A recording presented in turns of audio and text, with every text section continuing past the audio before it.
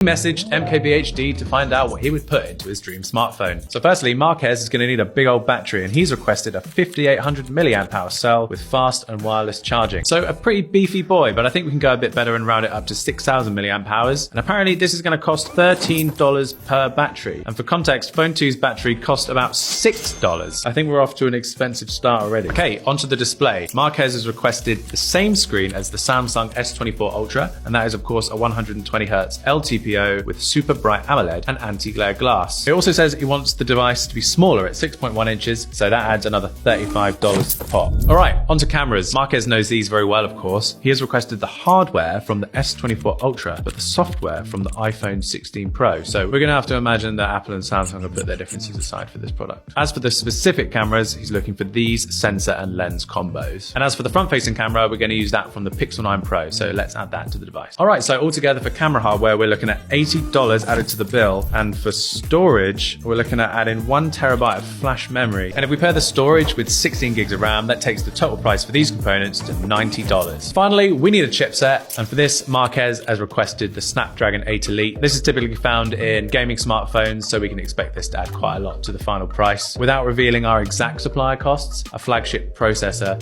typically goes somewhere in the realm of $190. I can't help but notice he's not requested any components from a nothing product here. I just assume he's waiting for phone free. Anyway, there's a whole bunch of extra stuff we've not added on yet, including electronic components, packaging, design materials, stickers in the box. And if we round all of that together, our final BOM cost comes to $500.